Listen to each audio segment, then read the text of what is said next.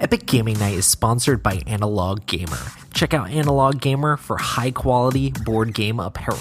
You can find Epic Gaming Night shirts and much more at analoggamer.com.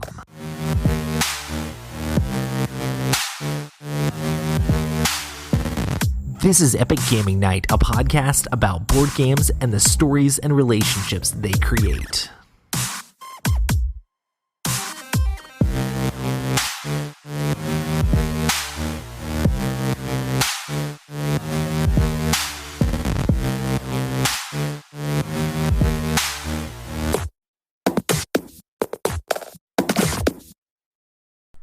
Welcome to the Epic Gaming Night podcast, a podcast about tabletop games, but mostly board games. I'm your host, Roy Canday, and with me, as always, is Matt.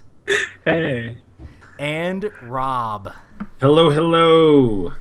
And we have two special guests with us tonight, Cody and Ira from Far Off Games. Hi. Hello. Cody is a returning guest with us. We did a podcast all about his game Zaya and Tavarua, which he was kickstarting when we had the podcast last time, and he's back on the podcast this time to talk about the expansion for Zaya, Embers of a Forsaken Star. So do you want to give people a little bit of the lowdown on yourself, Cody? Yeah, so my name's Cody Miller. I'm a software engineer by schooling, but now I'm a full-time game designer, so I've been doing this for full-time for about a year. So yeah, my company is called Far Off Games, and it's just me running the company, so I do everything. So if you ask me questions or send me emails, that's all me replying. I don't have any little hirelings. But in this expansion, I've been working alongside Ira Faye, which has been totally awesome. So what was the question? Just about you and yourself. Ira, can you tell us a little bit about yourself? Yeah, sure. So I'm sorry in advance. I'm recovering from a cold, so my voice is not normally this deep, but maybe it'll work well for the podcast. So it sounds nice. Thank you.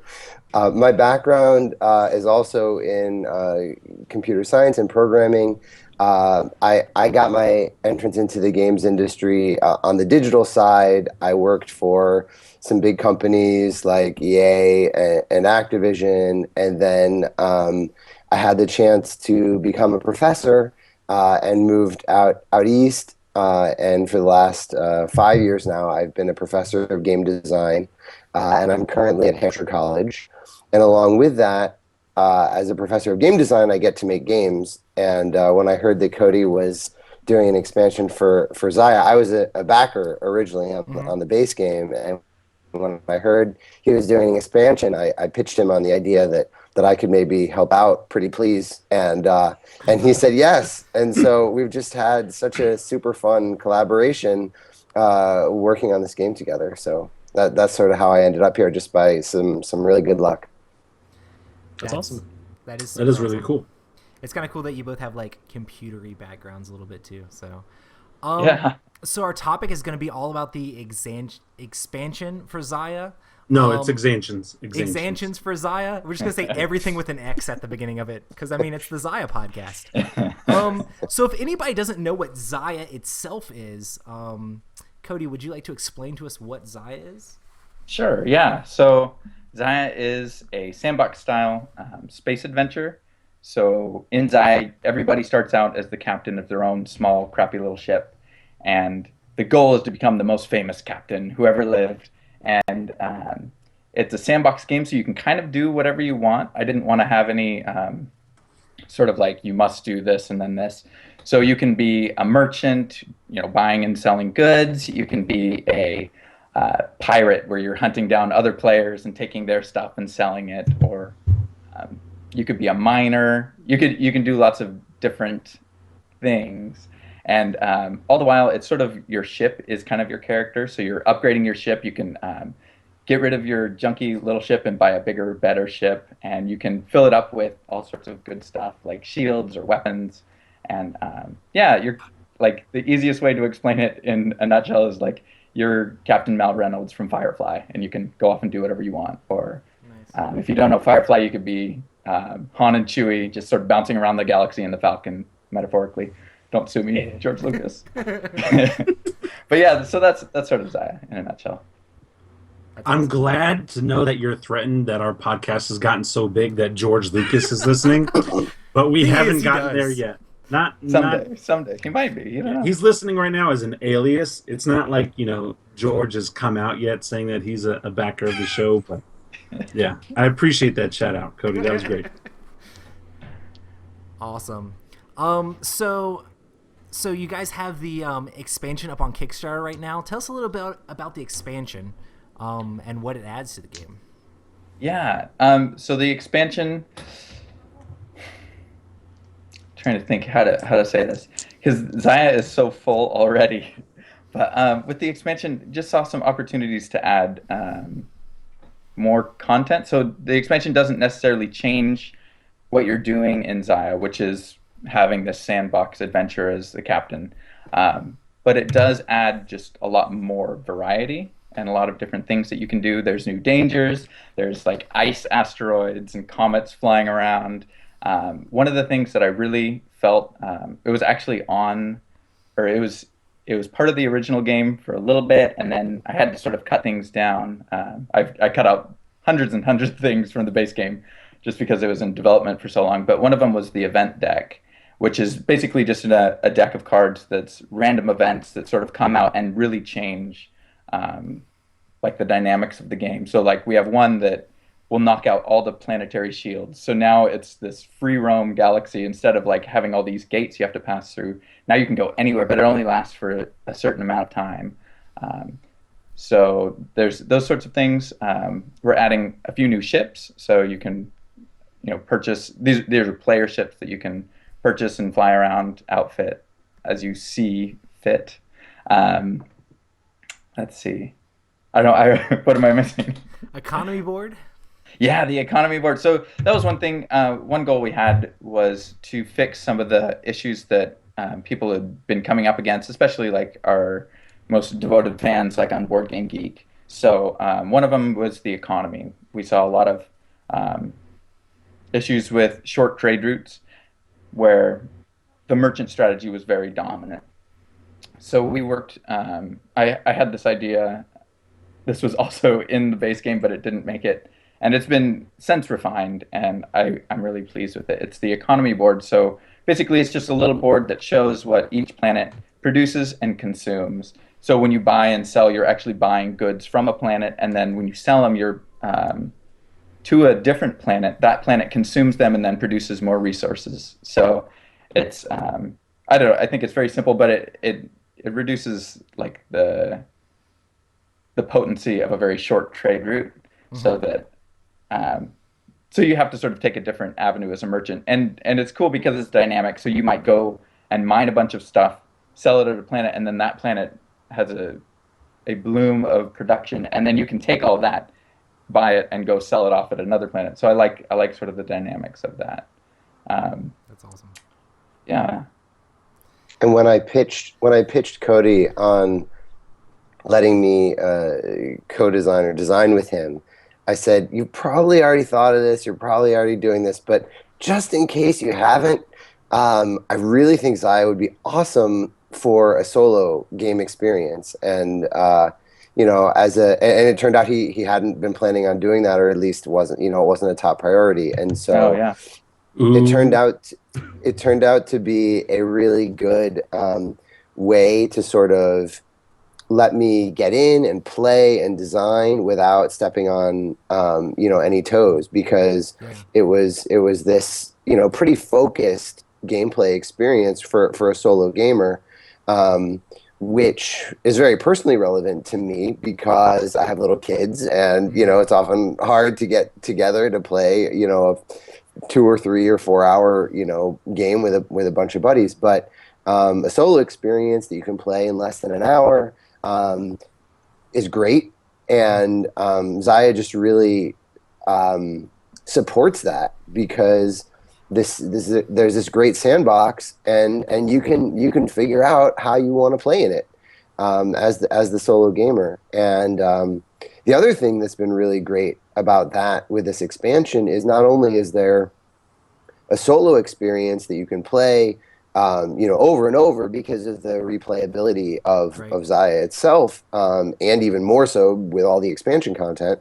But I was also able to design, with Cody's support, a campaign mode where you can play a whole bunch of solo games, and over time develop your ship from game to game. Because normally you play a game, your ship restarts from the beginning, but in the campaign mode, you actually get ship upgrades, or other sorts of upgrades that you can apply over the course of the campaign, and also particular missions that you complete give you a one-time benefit that you can trigger as you see fit in the game. So I find that to be a really compelling campaign experience for the solo game.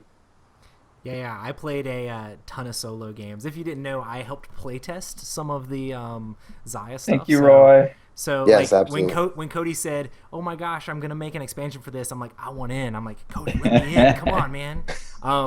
So I play tested and did like a whole lot of the solo stuff and stuff like that. I think solo is super interesting because like you could see a lot of the parts and things like that. So you could see all the different things of the expansion.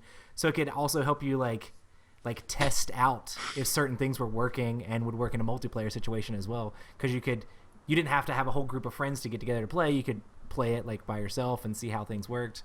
And like I feel like I was doing pretty good in the solo thing. So if solo is too hard when it comes out, I'm sorry guys. It's probably my fault. Probably your fault. Well, there are different modes. I mean, I think that's really important point, Roy, because we're playtesting with a lot of different people, and like you were one of the more, I would say, experienced Zaya players, and you would really do well in a lot of the solo games. Maybe you were very careful optimizing. Maybe you were cheating. No, I'm sure you were cheating. Thanks, man. I'm sure, Gah. no, It's I'm sure. 100% you. I'm sure it was legit. And actually, I know it was legit because you showed videos of Yeah, y'all were so- like, "Oh my gosh, you're wrecking the solo mode. Like, how are you doing Yeah. so good?" I'm like, "Guys, I'll videotape it. I'll let you like make sure I'm doing it right." So It was really good. But the point that I wanted to make was, I have designed with players like Roy in mind, so you can turn it up to like a really hard level. But I've also designed for players. I know there are a lot of players who will try a solo experience just to learn the game. So, it might be their first experience playing the game. They're just like, hey, I want to check out this game and learn the rules on my own before bringing in a bunch of my buddies to play. And so there are settings. You can play in easy mode, you can play in normal mode, you can play in hard mode. And really anybody should be able to, who is interested in playing a solo, should be able to play and enjoy and find it at the right level of skill for them. I think it's kind of crazy because like for like 2 weeks or like more straight, all I did was like Zaya. Like I get home from work and I played Zaya solo, and I get home from work and I played Zaya solo. So I have had to back off a lot because a lot of other things have come up, but I love what Cody and Ira have done with the expansions. Just really opened the game up a lot. It's really awesome. Thank you. Awesome. So, what concepts did you have for this expansion as far as like lore and story go, Cody? I know y'all talk about it a little bit in like the intro video and stuff. Yeah. So my initial idea was, or the overarching concept is that Zaya is a drift system, and so obviously it's not a real thing. But the idea is that it doesn't orbit in the same way that the rest of the galaxy does. It has this sort of this random trajectory, and it's drifting about the galaxy, where like our galaxy is always like in this certain part of the spiral arm, right? Where this galaxy can like move around, and so it's sort of meandering around. And one of the, or sort of the concept for this expansion is that it's passing through another star system. So there's this other star. The Near system is the name of the system, NYR, and this system, up until we don't know how long ago, but it can't have been too long ago, everything was like, it was sort of a flourishing system. There's these populated worlds, and there's trade and all these things going on. And then something happened with the star, and we're not exactly sure what. But now there's this strange, mysterious cold that has sort of permeated this near star system. And like the expansion starts sort of with the Zaya system just sort of coming into contact with the near system. So that's why there's these new planets that weren't there in the original. There's these new systems there because it's part of another star system. Does that make sense? Mm-hmm. Does it only make sense in my head? It seems awesome to me because I feel like each expansion could be a completely different system that Zaya has drifted into, and you could play with which modules you want here and there and add things in, take things out, do all sorts of crazy stuff. Yeah. So I just thought it was a fun idea. So there's a new star, and basically this whole system's kind of been ransacked by this cold. So their star is sort of dying, and in that dying, it's emitting these sort of cosmic somethings. I don't have the terminology yet, but the idea is that there's like worlds that were fully inhabited, but now they're sort of covered in ice and frozen over, and now they're husks. And everybody who was living in this near system has gathered onto this one space station, the Kiln, and they're in near orbit with the near star. And so that's sort of how every game starts, is with the Kiln space station in the middle of the board, orbiting this small star. And they have some new technology that we didn't have before, which is where you can purchase some of the new outfits. The mods are available at the space station. And that's sort of where all the new sort of dangers are coming from and stuff like that. So when you watched through my preview video I made, how much did you like wince every single time I pronounced something wrong? Because it was a lot. It was a lot. Just listening to you say that, I'm like, that's how you pronounce it. Yeah, no, I think subconsciously I like to make things that people can't pronounce. It's cool though. Because like everyone says, I love your game, Zia. Yep. It's fun. Thanks. Yeah. So it really doesn't bother me at all. I think I mean, to be honest, like when I first read Lord of the Rings, I think I called the main wizard Gandalf in my head for a long until you see the movie and you're like, that's not Gandalf. Or you know what I mean? So yeah. That's awesome. I want to jump in. I just want to jump in and say something about lore because I'm really glad you asked Cody about it. Mm-hmm. I don't know how many of your listeners have tried to design a game, and I don't know how many of them have tried to design a game with someone else. Yeah. But designing games is hard, as I tell my students, and designing games with other people sometimes can really add to the challenge of the design, and sometimes it can really help. And I feel like with Cody and me, it's been such a great match because Cody has expertise and passion in things that are kind of my weak areas. Like, I am not particularly strong in generating lore or that much with story. I'm much more with like numbers and mechanics and rules and things like that. And so it was just an area where we did not step on each other's toes at all. I never said to Cody, "Oh, I really think we need to, do something different with this story." Maybe he would have. I'm sure he would have been happy if I gave him feedback on it. But I just said, anything that you come up with the story is awesome. Yes. And I want to tell one anecdote because he mentioned the new technology, and one of the new technologies that exists in the system that we're exploring in the expansion are mods, and they're functionally, mechanically, they are these 1x1 small tiles that go on your ship, and we went back and forth. We talked a lot about mods, and sometimes the mods were going on other outfits, like it might modify your shields, or it might modify your blasters, or in some way modify them, and some of them just went in your hold. It just went in your ship's hold. It didn't explicitly modify anything. And at one point, we had a mod called Robo Arm that the way it worked was that it gave you some benefit when you were going mining, And I ran some numbers. I was like, Cody, I really think we need to change RoboArm. He's like, okay, yeah, maybe we need to change it. He's always open to my feedback. I said, what if we put it on the shield outfit? What if we move it so that it goes on top of the shield and then it modifies the shield in some way? And he thought about it for a second. He said, no, like a RoboArm, that doesn't go on your shield. You can't put a RoboArm on top of your shield. And I was like, well, okay, whatever. Like, well, let's just call it like an Enviro shield or something. And he's like, okay, that's fine. And for Cody, it was all about like the story. If it's a RoboArm, it has to go in the hold. If it's an Enviro shield, it can modify your shield. And for me, it was all about the numbers. I just was like, I want something that can, have a +6, please. Yeah. And it was such a good moment of collaboration because I think the result was better. Certainly better than what I would have done by myself, and hopefully Cody feels like I gave some numbers to that helped in that way. So I wanted to press the point that lore is like totally Cody's thing, and whatever he just said, he's like thought about it 10 times more than that. And it's really great. It's inspiring to get to work with him on the lore stuff. I think it's pretty funny because like every time I played, I was like, I'm never buying that specific mod or this specific mod. Like, we need to fix it because I'm such a power player. Like, I'm not going to buy something just because it's thematically cool. I would be like, no, it needs to help my ship and help me get to my goals of getting the most fame. So I'm like, who needs that? And then you're like, oh, well, it's this thing now. It's like, I'm going to buy that. That seems good.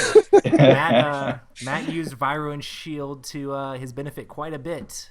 In our last game that we played. Yeah. And I went around getting ice damage all over the place trying to mine Ember, so I should have learned my lesson. Yeah. Yeah, that's awesome. Thank you for sharing that, Ira. It was really cool. And he's done some other really cool stuff. Like, he has a whole program that runs a simulation of playing the game and, like, if you were to look at it, it just looks like a sheet of numbers, like those old like multiplication chart. It's like, what is this? But it calculates like how many trade routes would be available after this many sectors are drawn. Is so cool. Like that is not the way I traditionally design. Right. And so it's been really great, just like that collaboration of like, oh well, I'm thinking about like, oh, here's the story, and here's like what you can have, like here's why these things are here, and Ira's like crunching numbers and like, well, did you know if we like changed this number by this, it makes it that much better? Oh, no, okay, let's do that. That's so awesome. It's been awesome. Awesome. So what are some of the main things that the expansion help with gameplay balance? So I know that you guys made specific tweaks to a few just like minor rules here and there, just a whole lot of things to improve the overall gameplay of Xayah. And it feels like the game is more fast and more furious and like more just like solid. I loved the game before. It's like in my top 5 games, but now it's even higher. So yeah, we did a lot of just like subtle things. That was sort of because I know like downtime is a big one, or like you were saying, just the speed of play. And so one thing, like a really small thing, is we just gave everybody 1 more starting credit. So now you start with or 1,000 more starting credits, and that's like a very small thing. But especially with like the mods, that adds like the amount that you can purchase, the amount of permutations that you can purchase now is very high. Ira probably has those numbers. I do not. But so that's one small thing. Another one that I really like is what we did with the exploration tokens. So originally the exploration tokens, you either got something really good, a fame point, which is worth about 5,000 credits. You got something not so good, which is 1,000 credits, or you got absolutely nothing, which was an X. And so like on Board Game Geek, everyone, not everyone, but the more astute and vocal people would say, well, this is, it's very luck based. Eurogamers. You can just call them Eurogamers. It's fine. No, I'm just kidding. Sure. But yeah, so the change that we made is we made them all have different things on them, but every 2 that you collect, now you have to make a choice. Do you want a fame point, or do you want 2,000 credits? So now you have this little interesting choice. Every 2 that you collect, you're getting either a boost towards the end game with fame points, or you're getting a like current boost with 2,000 credits. So that's like one little thing, but yeah. So there's just different things like that that have sort of increased the amount or the rate at which you are earning credits, which generally speeds up the whole game as far as like, oh no, you can buy you can buy ships much faster than you used to.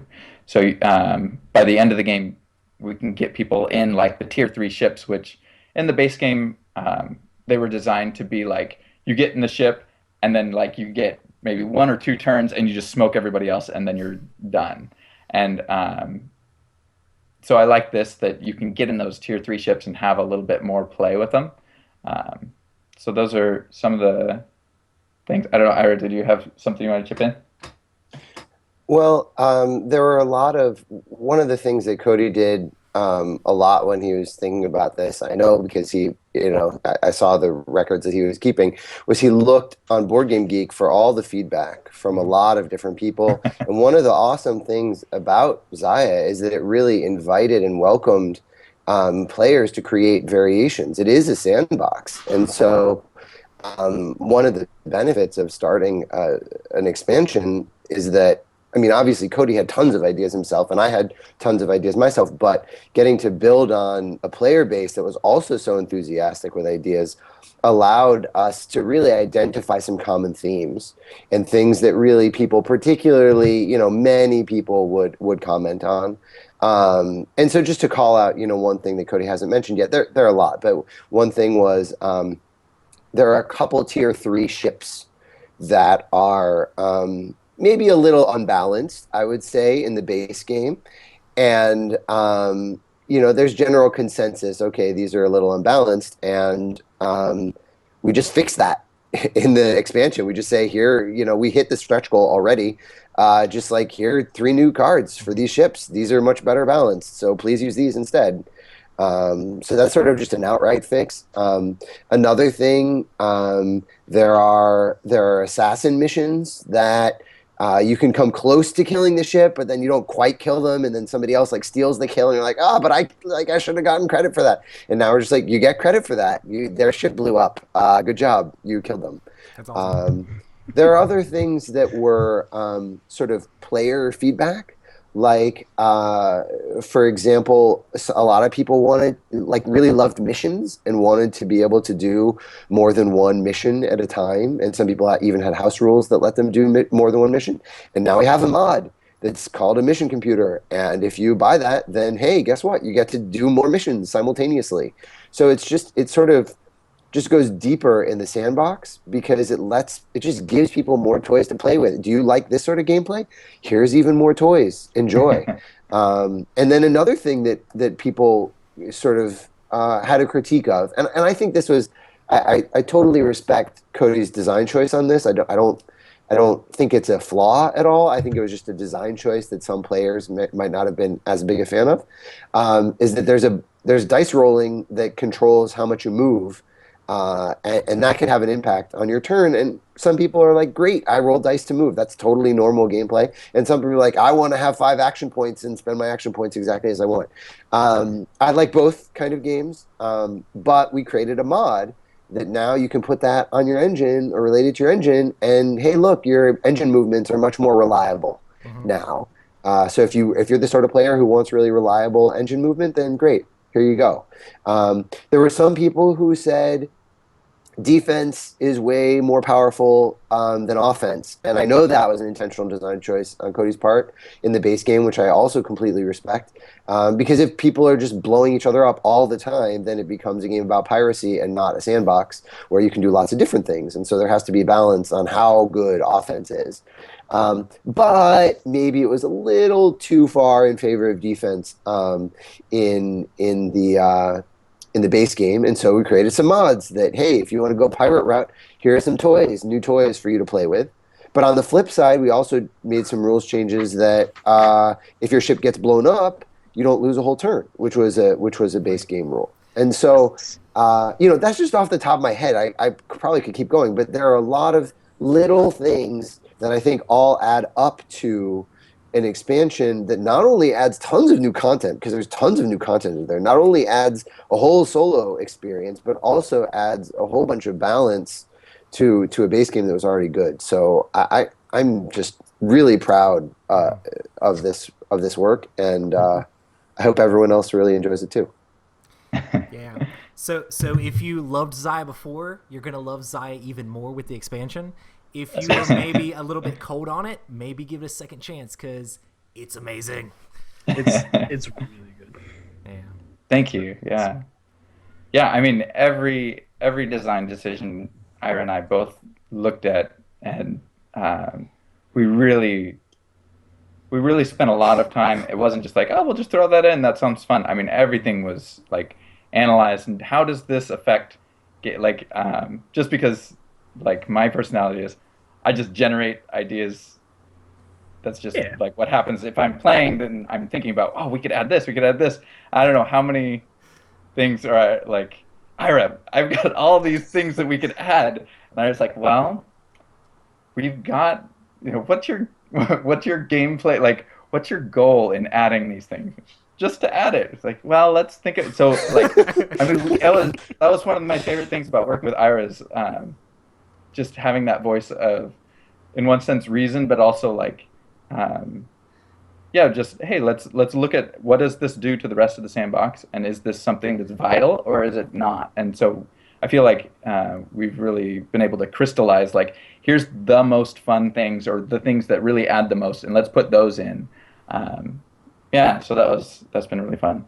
And to be fair to Cody, I mean, I think you're selling yourself short a little bit there with that story, because, I would ask the question, but you would easily come up with the answer yourself too. I think it was just the fact that we were collaborating and had a really comfortable relationship that we could share a lot of ideas up front and then sort of narrow it down together. And that worked really well. Awesome. So solo gaming seems to be like on the rise. Solo gaming guild on Board Game Geek is like the third biggest guild out there, right under the Dice Tower and the Secret Cabal. Is that sort of stuff what made you bring it to Zaya, or do you just really enjoy solo gaming? What do you think, Ira? I just wanted to find an excuse to collaborate with Cody, and I thought that maybe that's seriously what it was. I was just like, what pitch can I give him that he might accept so I can get my name on the Zaya box, because I love this game so much. I just want to be a part of it. And it just happened to work. But from a personal level, I think it's a sort of gameplay that I really enjoy, because it's like a puzzle that's different every time. And you can, and Zaya just really lends itself to that because of the modular board and all the dynamic stuff that's happening in the system. And it's also just a chance to get to play the game the whole time yourself. You don't have to wait for anyone else's turn. You can just, it's my turn, and it's my turn again. It's my turn again. It's like, I really like that about solo. I don't have to wait for anybody else. Take a little. Well, occasionally it's NPCs' turns, and then they jump you, and then you're like, oh man, and then you roll like a 20 on their fame point die, and then they pass you in fame points, and then you're real sad. Yeah. Yeah, you have to, I mean, and I also love that about solo too, from a design perspective, because I get to make, as a designer, these like crushingly hard scenarios, and then the players get to defeat them anyway, and they get to feel like, yes, I totally was able to snatch victory from those NPCs. Haha, screw you. And so it's really fun. One of the cool things about the scenarios too is like, even when you lose, you still gain stuff, right? So yeah, I think from a balance standpoint, you always want the player to feel like, that hour that I just invested was still a fun experience. And my design goal for the campaign was, or for solo game in general, was something around a 70%, maybe even as high as 80% win rate. Probably, I think 70 is probably the sweet spot, because I don't think players want to lose a lot. There's some times where maybe you're going to play like a super hard goal or mission, and you might lose several times. But if you lose too many times, then it can just feel unfair, and that's no fun. But if you always win the whole time, then that can feel too easy and not a good challenge. So through playtesting, I tried to balance it based on the feedback from the players. And obviously that depends on player skill, that depends on luck. But that's one of the reasons why in solo campaign, you get to have, not only in campaign, just in solo mode in general, you get to choose your own difficulty level. Because in a multiplayer game, it's not necessarily that fair to say, well, this person wants a really easy experience and they really want to win, so we're just going to start them with 10,000 credits. Have fun, Joe, you're going to win. But in solo, it's just you playing, so it's up to you to decide what's going to be most fun for you. And some players, like, I want to win. Okay, well, that's cool. Have fun, play on easy mode. And some players are like, I want a real challenge and I accept that maybe I'm going to lose. Okay, play on hard mode. That's cool for you. So I think that solo gives players a chance to, at least for me, from my experience, a chance to. And this is, I mean, I get pitched a lot of things by a lot of people. Like, hey, I would love to do this. And like, okay, thank you. But yeah, like, I mean, honestly, I was probably a minute away from just like replying that to Ira. Hey, thanks. I'm not doing a solo campaign that's outside of the scope. But I don't know, something in his email just sort of resonated with me. I thought, okay, I'll check it. So I checked out his website. Wow, he's a professor. Okay. And then he had, some credentials where it's like, oh, I've done some expansion work on Agricola and has a software engineering background. So I was like, oh, a kindred spirit. And it just, I don't know, it seemed like someone like this probably isn't just, doesn't just... Not just like me. Probably, It seems just hanging out like, hey, man. Yeah, it seemed like he had some follow-through. And so, yeah, we just like really tentatively reached out and was like, hey, so we had a phone call, and I don't know, probably within the first 5 minutes of talking with him, I was like, it's going to be a lot of fun. I would love to like make this expansion and like have someone that's this into it to be able to bounce ideas off of. And just like, I love to bounce things off my wife, but she doesn't care that much about starships as much as I do, or, that sort of thing. So yeah, I don't know. So, and for me, like, I would love to have solo. That was like, I know so many people, even when I had the original Kickstarter, just please, can you make a solo variant? And I guess, like, I design a lot from my own personal experience of playing games, where it's like, okay, I'm playing, and like this, like, I'll try and like, how can I make a mechanic that will capture this feeling that I'm having while playing whatever game? And so I personally haven't played a lot of solo games, so I didn't feel like I don't feel like I have this reservoir to draw from of like, oh, okay, yeah, this is sort of the experience. I want to try and make it kind of like this. So when Ira came along, it was like, yeah, I feel like that would be really cool, and we'll see how it goes. And yeah, it just sort of grew the whole time. So it's crazy because honestly, like, I'm not like super big into solo games. I'll play solo games occasionally and stuff like that, but like, if you're a solo gamer, you're gonna love Zaya. If you're not a solo gamer, you're still gonna love like Zaya, like, as a solo experience, just because like it's fun to be able to play in that sandbox, and it's great for learning the game. Like, you want to make sure you know the game before your friends come over to the table and set it up, so you can play some solo games and you can like go through your mission and talk to people on Board Game Geek how you did and stuff like that. So I'm so excited to see how well it does with everybody. Yeah, I do have a random question. So Roy has mentioned a bit about the solo stuff to us, but we haven't actually played it, so I didn't even know there was like a campaign mode. Oh yeah. So would you mind going into a bit more detail about how that works and just how sort of everything, like, I really don't know what my question is. Could you just talk about it? Like, I don't really have a question. I'm just generically interested. And the thing just hung up on Ira. Thanks, Skype. I'm back. Okay, I'm back. cool. Hey. I didn't even know there was a campaign mode, but I didn't hear the rest of the question. He wants you. So Matt and Rob have played multiplayer, but since I own the game and I own the components, I was the only one who actually got to play solo. So Matt wanted to know more about like the campaign mode and how that looks as you. Or just how it play works solo. in general. Like because I know like literally nothing about it, and it's something that to me is intriguing, but I don't, like I said, I don't know anything about it. So if you wouldn't Sure. mind just Yeah, talking. I would love to. I would love to talk about it. So the basic solo experience is standalone game. You play by yourself. There are some modified rules about how it should work. You pick your difficulty level, easy, medium, or hard. You get to play a game. Takes about an hour. Well, I guess it depends on what fame point threshold you choose. But it takes, Yeah. I would say, roughly an hour, given what most people choose. You can play that over and over and over again as much as you want and enjoy the sandbox. But one thing that I think a lot of good solo games do, and I was certainly excited to do, and Cody allocated the resources to do it. And by resources, I mean you need to have physical cards that get printed with the game to be able to support a special mode. And we had, I was like, oh, Cody, can I please? I just need like 20 cards would be really great. And like we were at 10.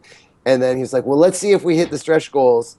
And then we hit some stretch goals. He's like, all right, we're going to 20. And I was like, yeah, 20 guys, it's gonna be so awesome. That's awesome. So I'm like super excited about what we can do with 20 cards. But basically, there are 20 cards in this expansion that are specifically for solo players.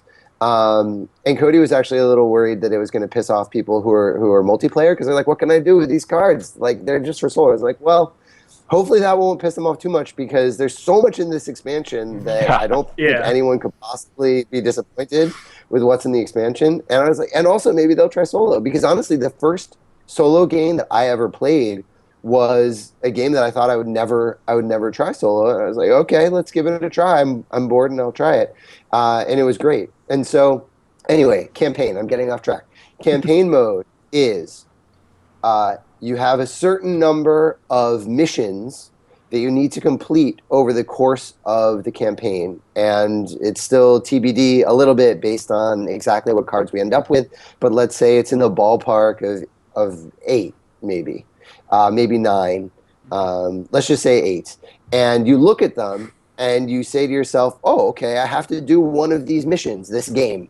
And it's, for example, it might be a mission that says, complete a bunch of merchant stuff this game, or maybe complete a bunch of piracy stuff this game.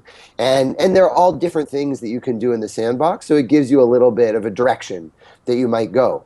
And so at the beginning of the game, you set up everything. You get to see how the initial setup is, and then based on that setup, you strategically choose one of these missions to go for.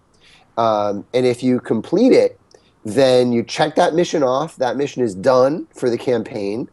And next time you play a solo game, you have to pick only from the remaining missions. And the object of the campaign is to get through all of those missions. And either way, whether or not you successfully complete the mission or not, you get a little bit of an upgrade that carries over from game to game as long as you're playing the same campaign. And if you fail to complete the mission, then it goes back in the campaign pool, and on a future game for that campaign, you can try for that mission again. And I will say some of the missions are intentionally much easier to complete than the others. So players will naturally head toward some missions near the beginning of the campaign, some missions near the middle, and some near the end. Up to the player to decide what they want to go for based on how their system starts. And that's the campaign. And you're also not That's allowed awesome. to start with like the same starship, so you can't just always play the same thing. So you've got to like mix it up here and there. Mm-hmm. And one of the cool things I think is when you complete, so you've got those things, those goals, objectives you got to complete. So after you complete one, now that grants like a specific one-time use bonus, or sometimes they sort of carry over. But these, like kind of like the titles in the multiplayer, where it's like, oh, now I did this hard thing, but I've got this thing. The solo has like a ton of that, so I think it's really cool. And you have to figure out how to utilize that stuff to be able to complete the more difficult missions. So you're ramping up with the easier missions to try to complete the more hard ones. Yeah, and it's cool. Like when you first read through them, you go, "That's impossible. You can't do that." And then you're like, "Oh, but if I beat all these other things and built up, I could maybe complete this one." So I think that's really cool. What's terrible is when you pick an easier mission and you probably should have picked one of the harder ones because you completed the easier stuff or the harder stuff. It's like, oh man, I could have beat that other mission if I would have picked it. I didn't know this game was gonna go this good. So awesome. Well, the next question is, do you guys have any specific philosophies when it comes to game design? Specific philosophies. For me, I design a lot. Like I was saying, I design a lot out of theme. So like, okay, what's going on? What is it that I want sort of the experience to be? And then I design mechanics from that. So it's like, oh, I want to like have I want you to experience like being able to tweak your ship with these mods. So like, how can I make like your engines cooler? Like, oh, just like new engines, but it was like, oh, that's just more of the same. So that's how like we came mods, or how I came up with the mods thing was just like, oh, I want to be able to like tweak my ship and feel like I'm sort of like a what is it, like a wrench head? Is that what they call gearhead? I don't know. So like for me, a lot of it is. It usually starts with the theme and like, okay, how can I design mechanics around this sort of theme? So that's one philosophy, and then the other one I do is I do like in a very general sense of the word, I do two things. First I generate, where I just like I'll get a pad of paper, I'll sit down with like all my components for whatever game I'm working on, and just like write down as many ideas as I can, like, oh, what if I did this? What if I did this? And just write them all down, kind of like a one-man brainstorm. I'll just write down, I don't know, 20 or 30 ideas, and then, so I generate, and then I, like, crystallize. So I'll look through all those and go, okay, which ones of these, like, when I read them, like, makes me excited? Like, oh, I want to do that more of. And then I'll try and hone in on those. So I'll pick maybe, like, 2 or 3 out of, like, all those ideas I picked. And then like sort of do another like go with that again. So like look at those and like, okay, generate ideas, like how can I do this particular thing better? And then like cut that down to 1 or 2 ideas and do that again. So that's sort of like my general design philosophy is like generate and then bring it in, like crystallize it. Does that sort of make sense?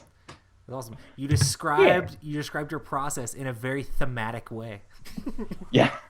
So this is my process. I don't and then like it's been really cool with Ira because like that can take me so far, but then like being able to get the math right. Yeah, to get some math in there can really help like with the balancing side of things. And for me, like usually when I design, I do a lot of trial and error. I'll just like play it and like I don't think the math is right and play it and then like so I sort of do like I'll put it here and then it's too much and I'll put it here. It's too little, it's too much, and so I tend to go like that. But with Ira, it's been nice because he'll just like pull up a sheet and be like, well, here's all the numbers. Here's where you want to be. Okay, that was better. So those are cool things. Yeah, I don't know that's a little my design philosophy. So Ira, do you have any specific design philosophies when it comes to game design? I think playtesting is like my number one philosophy, and I think we've gotten a lot of great feedback from the playtesters. And I think when you're working on an expansion to a successful base game, you effectively have like tons of playtesters who have already playtested, who've played, not just playtested, but played this base game. And I think that was one of the real pleasures for me to get to work on this expansion with Cody, because we had all of this feedback from people who loved the game. But what about this one other thing? But what about this one other thing?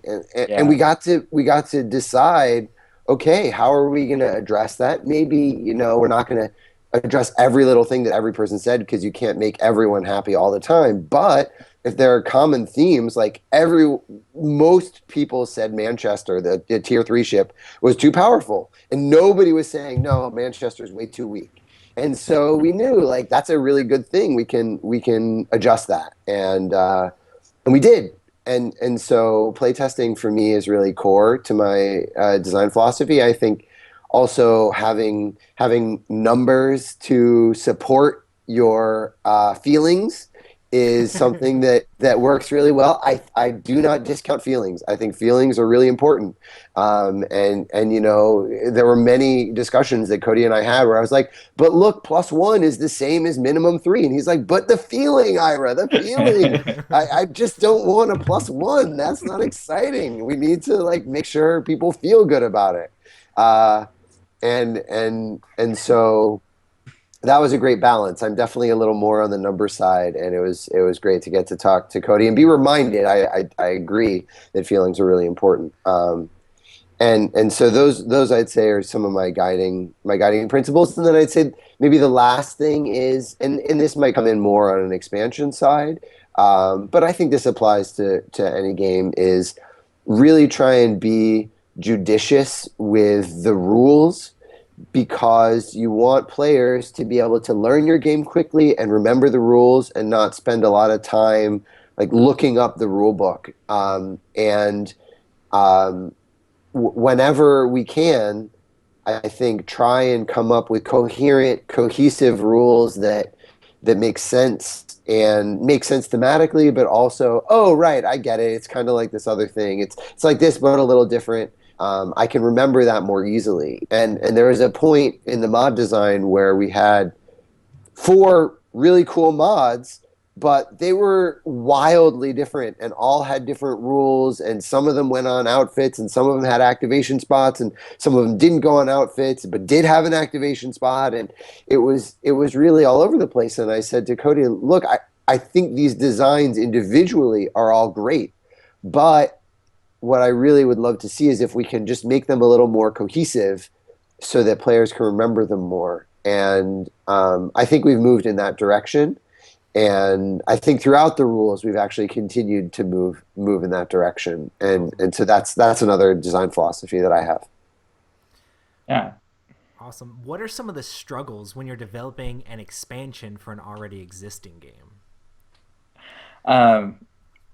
I think probably the easiest one is, like, the number one thing I get in emails and requests is, I want more sector tiles. Like, I want the board to be bigger. Yeah. And it's like, I just want more play. I want to explore. Yes. And Yes. yeah. And so, like, a real struggle with that is when you get beyond a certain number, it doesn't fit on the board. Buy a People bigger stop. table. Yeah, people stop interacting with the other players. Basically, the game, like, I feel like, as a designer, and what I want to see happen in the game, I feel like it starts to break down once you go beyond a certain number of tiles. And I understand that some people may disagree with me, Robert, but yeah, so I feel like we've hit, like, a number where I feel really good. I think right now we've got 11 tiles. I might be 32 total. You're right. Yeah. So there's 32 total tiles, and that feels really good. You need a big table if you're going to explore the whole thing. You don't have to explore the whole thing every game. And so that was a real struggle, because it's like, oh man, I've got all these ideas. We could make worlds forever. It's like, yeah, but you won't be able to. It doesn't. I don't know. So that's definitely a struggle. And one of the things, just to jump in on that, one of the things that we actually had a lot of discussion about that. And one of the things we did was we added a sector tile in the expansion that is a gate, Right. that connects with the other gates, so that while you're having more sector tiles on the board, it still retains the sort of player interaction that we wanted in the multiplayer experience. And in addition to that, Cody also designed a couple of events that relate to ways to bring the board even more together and facilitate movement.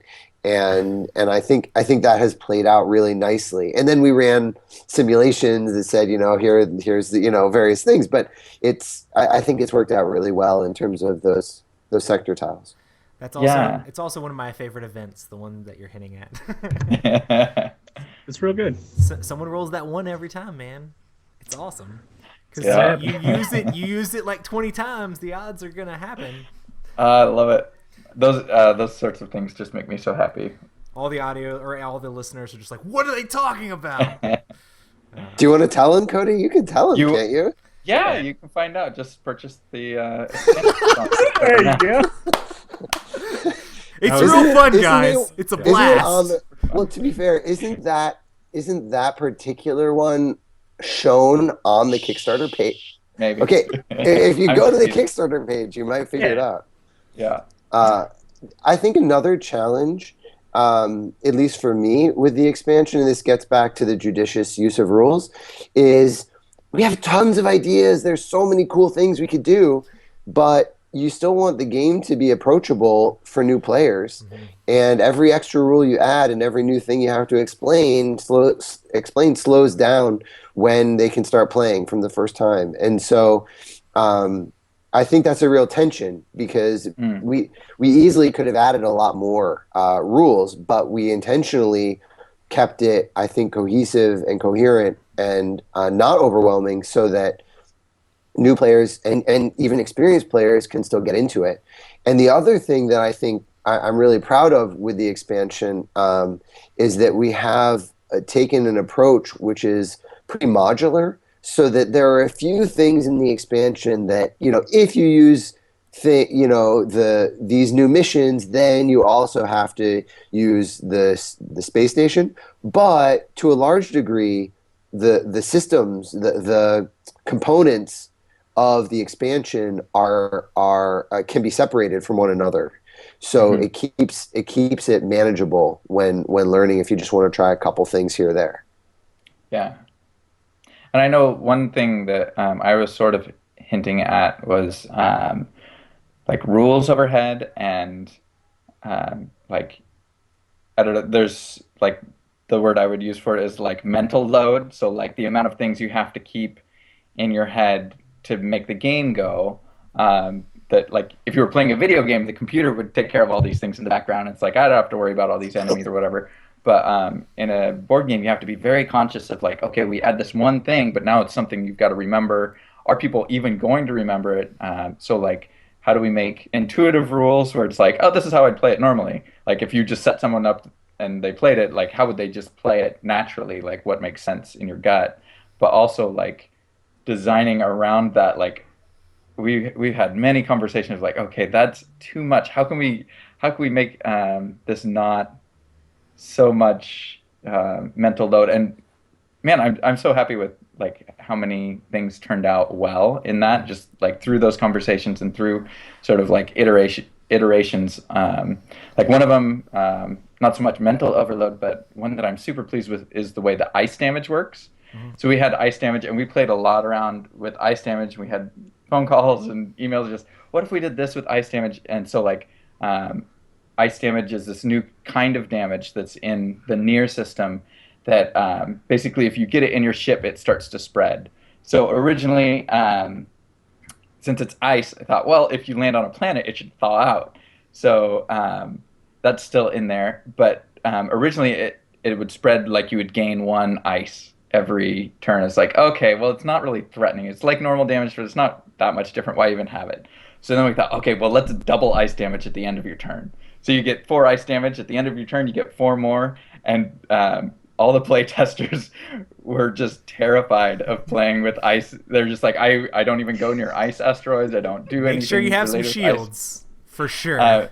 So we're like, okay, well, I guess we're a little hard on that. And so I was just sitting there with the components playing with ice damage. And like, how can we make this better? How can we? And I thought, what if every space next to an ice damage in your hold, so you've got your grid for your ship, what if every space next to an ice damage would gain an ice damage? Then it almost doubles, but it doesn't double. It might like quadruple some turns. It might change, and then it like now the Tetris system of your of your ship mat, now that really makes an impact, because if you place it like at the very tip, then it's going to like slowly build until it gets to the center of your ship and then just explode. So that's like one thing that I was super excited about. I think people are going to have a lot of fun with ice damage, watching their friends implode. Yeah. You also have to be very strategic where you place it, because like it's like, okay, I want to place it there, but that's close to my engines, and it'll start freezing up my engines, and then I won't be able to move. I'll put it over here in my blasters, because I'm not going to shoot anybody. It'll eat up all my blasters, but hopefully it won't get over to my engines before I can heal it away. So Yeah, so that's like a really fun design, and like the mental load's really low, and you just place them next to where they are, but the amount of like decisions you have to make and the impact that it makes is really big. So like those are the things that Ira and I love. Like the mental load is about here, but the fun and like challenge and like things that could happen are really big. I don't know what that like potential or whatever word you would want to use for it, but yeah. another cool thing that like is to help people remember different things in the game is some of the events happen at specific places, and you guys have like specific event tokens in for that. I wonder who would suggest something like that. No, I'm just kidding. Roy, that was your suggestion. It's funny to like look at like the Kickstarter page and be like, I can see some of my fingerprints, even though you guys definitely did so much. I'm like, hey, that's a little bit of me right there. So it's cool to see like the feedback you guys took from all the playtesters and everything, and how you guys turned it into something like useful and amazing. So Yeah, I mean, it really was a joy, just because of like all the playtesters, especially like you and just everybody who was contributing. We had a secret forum, and it was so much fun. Just like so much great feedback and just discussion, and just people passionate about like making this game the best we can make it. And honestly, like you're just one voice in that. I mean, we had 180. I want to say over 180 unique people playtesting all over the world, and just everybody's comments. And I know you were on the secret forum, but like Ira and I also had like a feedback form that only we saw, and we got so much good information off that. So a huge shout out to all the playtesters. I mean, really, like this game is 100% better because of all the feedback we received. Like if it was just Ira and I, it would not nearly be as smooth or as balanced or as fun. Because like ice damage, I probably would have just kept it with the original. I was like, oh, that's good enough, and let's, I mean, I'm exaggerating there, but like to get to that point where it's like, hey, this is fun and it's scary, but it's not too scary. Like all those things, playtesters, thank you. Yeah, it's awesome, because it'd be like you take something out, you put something in, you change it around, you try it like, oh, maybe we'll tweak it a little bit this way. And I mean, you can do your spreadsheets and your grids, and it's completely different when you put it in like real people's hands and see what real people say about it. Like, you could be like, well, I thought it would be played this way based on the numbers, but people aren't going that way. Let's see what they say about it. So playtesting is definitely super important. Awesome. So, awesome question here.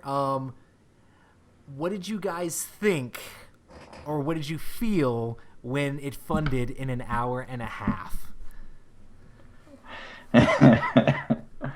Oh man, I was pretty. Oh my God, this is amazing! We did it! I couldn't talk. I mean, we had just a camera going because we did that last time, and so we thought it'd be fun. But like, Abby was making lunch, and I was like, Abby, I think we're gonna fund. She's like, I don't have the camera set up, right? I was like, I think we're gonna fund. Like, the baby's coming. Yeah, no, I mean, it was, just overwhelming, really. Like, just an outpouring of awesome. Like, that's hard. Oh man, I can't describe it very eloquently, but it was definitely a highlight of my life. just like, wow, to have so many people just like, we love your game. Like, wow, I don't know, it's overwhelming, really. That's awesome. Yeah, I mean, we had been, Cody and I had been working on it for a while, and obviously he had been working on it a lot longer than me. And and you don't know how it's going to go. It's really a lot of suspense, and then to have such support so early in the funding process just makes it such a relief. It's a real blessing. So Yeah. thank you to everyone who has supported it. Huge I mean, thank you. Yeah. congratulations, because you guys are currently at a $250,000 funded thus far. So, Thank you, It's great. everybody. on a goal of 40,000. So, Man, I know, because like my last Kickstarter was the surfing game, which so excited. I'm so excited for because it's starting to ship out very soon. People are gonna get it, and I love that game. I think people are gonna get it and be like, "Wow, this is a really good game." Um, I think it's gonna surprise some people maybe. And it was weird because a lot of people were like, "Well, thanks, but I don't surf. There's no surfing nearby." Like I get it's like, yeah, you like Power Grid? Are you like part of a power company or like Yes. it's just such a weird reaction. Like I don't. I think there's probably just in some of our nerdy lives growing up, maybe we didn't get along with jocks very well. So I think sports and board games kind of diverge. Anyway, so that was a different kind of experience. Like we funded that Kickstarter funded in the last like 6 hours maybe. So like it was very stressful. Like, am I gonna have a job when I wake up? Just like I feel like throwing up every day for 20 days or however long the Kickstarter was. And so like going into this, I'm like, I know that Zaya did really well originally, but like has like the Kickstarter landscape changed? Because like Cool Mini or Not is out there, and like these huge Kickstarters are just going crazy, and they're it's like much more polished Kickstarter campaigns, and like they've got some serious people working behind them as far as like numbers of like these are some significantly sized companies doing these. So it's like I don't even know if there's going to be any money left in the Kickstarter pool for us. I hope that we fund at some point. I think like people who are saying they're excited about it, is that money actually going to come through or not? So man, for it to come through in the first hour and a half, yeah, like Ira said, just such a relief. Like, yay, get to keep making games for a while. Yeah. How did that change the stress? Because I can't imagine having. I mean, I can. Being a realtor, I am commission only. It's like, yay, I'm showing everybody a house, but I don't make any money until you actually buy it. And so, like, you do all this work, and you really don't. I don't know how your pay schedule is, but the stress level, I would imagine, shifts from, yay, I've got the money to make the game, to now, oh crap, I've really got to produce this game because so many people want it. Like, how has the stress shifted for you, Cody and Ira? I mean, you having experience in this field in the past, are you feeling any of that stress now being part of Zai as well? I think stress-wise, a lot of the stress was, are we gonna fund, and like, are people gonna want an expansion to Zaya? And so like, Yes. I feel like as far as the like producing it, that right now is a much easier part because like I've done the footwork. I like for me, I get all the logistics sort of like I try and get those all locked in, so it's not just sort of like, well, if we fund, I'll figure it out. Like I don't think that's a good way to go. And like I just finished Tavarua in December.